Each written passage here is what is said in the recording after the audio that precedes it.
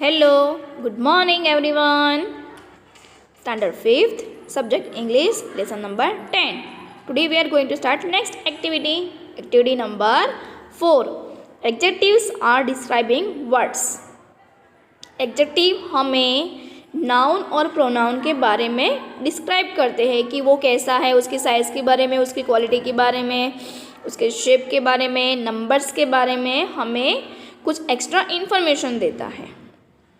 In the given poem, you have read some describing words like powerful, light. Find 5 other describing words from the poem.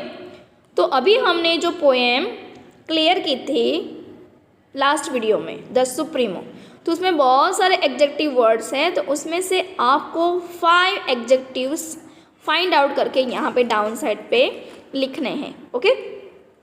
Kingly, long, great, white, bright, तो ये सारे executive words है. तो वो आपको लिखने हैं एक्टिविटी नंबर 4 में. Next activity number 5. Match the adjectives in column A with appropriate nouns in B as they occur in the poem. तो पोएम में हमें जो एग्जेक्टिव वर्ड्स मिले हैं तो वो कौन से नाउन के रिलेटेड है. तो यहाँ पे कॉलम ए में एग्जेक्टिव वर्ड्स है और बी में नाउन्स है. तो एग्जेक्टिव को उसके नाउन के साथ हमें मैच करना है. तो फर्स्ट है ग्रेट. तो ग्रेट कौन था? सन. पावरफुल, पावरफुल थी उनकी उसकी लाइट. लॉन्ग, लॉन्ग था शेडो. और किंगली उसका वे था, रास्ता था. ओके. तो आपको ए और बी के साथ उसके एग्जेक्टिव को उसके नाउन के साथ मैच करना है. Next, activity number 6. The phrase brighter than bright has been used in the poem to mean extremely bright.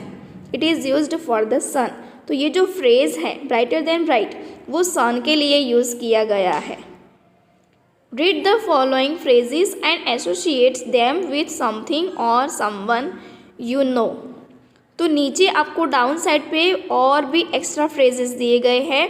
तो ऐसा कौन हो सकता है? तो फर्स्ट है whiter than white. Whiter than white मतलब वाइट से भी वाइट क्या हो सकता है? Snow. Okay. Next, colder than cold, ठंडे से भी ठंडा है आइस. डार्कर देन डार्क, अंधेरे से भी अंधेरा नाइट में होता है. काइंडर देन काइंड, दयालु से भी दयालु कौन हो सकता है? Yes, mother. Softer then soft, soft से भी सॉफ्ट में सिल्क भी आता है और इसमें हम कॉटन भी लिख सकते हैं. स्विफ्टर देन स्विफ्ट यानी फास्टर से भी फास्ट कौन है? टाइगर. यहाँ पे भी 2 ऑप्शन है, टाइगर भी आ सकता है और चित्ता भी आ सकता है. नोबलर देन नोबल, उम्दा से भी उम्दा कौन हो सकता है? हमारे पेरेंट्स यानी mother and father.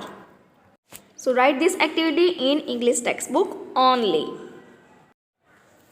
Now activity number 7. Here are some interesting facts about the sun. Sun के बारे में हम कुछ जानते हैं, उससे भी ज़्यादा यहाँ पे फैक्ट्स दिए गए हैं सन के related. The sun is a star. सन क्या है? एक स्टार है, एक चमकता तारा है. Found at the center of the solar system. सौर मंडल है ना हमारा सोलर सिस्टम, उसके सेंटर में ये सन हमारा जो बिग स्टार है वो आया हुआ है. It makes up around 99.86% of the solar system's mass. Mass यानी वेट.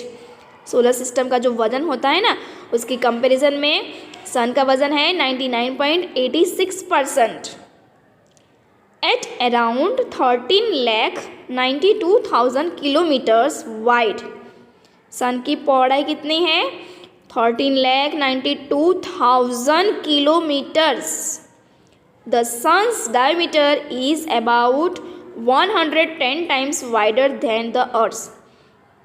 तो अर्थ की पौड़ाई को हम देखें तो उसकी कंपैरिजन में अर्थ को अगर हम 110 टाइम्स नापे ना उतना तो उसका व्यास है सन का. Now turn your page. यहाँ पे भी 2 एक्स्ट्रा दिए गए हैं। Light from the sun reaches the earth in around 8 minutes. Sun से निकलती हुई जो रेज है ना, जो लाइट्स है, उसको अर्थ में पहुँचने में 8 मिनट्स लगती है। अ solar eclipse occurs when the moon is between the sun and the earth। जब मून सन और अर्थ के बीच में आता है तब ग्रहण लगता है, सूर्य ग्रहण बोलते हैं उसको।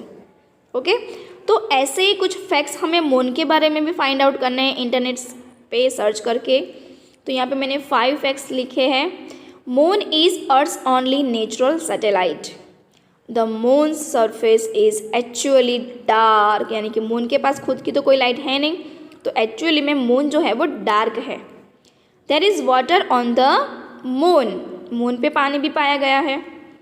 The moon has only a very thin atmosphere, moon पे जो एटमॉस्फेयर पाया गया है ना वो बहुत ही पतला है। The moon is shape like a lemon, तो मून का जो शेप है ना वो लेमन के जैसा है। और एक बात, मून पे फर्स्ट पाँव किसने रखा था? यस, नील आर्मस्ट्रॉन्ग ने पहला कदम रखा था मून के ऊपर। उसके बाद तो 2-3 एस्ट्रोनॉमर गए थे, हमारे खगोलशास्त्री गए थे, लेकिन फर्स्ट जो है वो नील आर्मस्ट्रॉन्ग गया था मून पे। ओके, तो write this all activities in English text book only. Next video में हम आगे की एक्टिविटी क्लियर करेंगे। Okay, bye.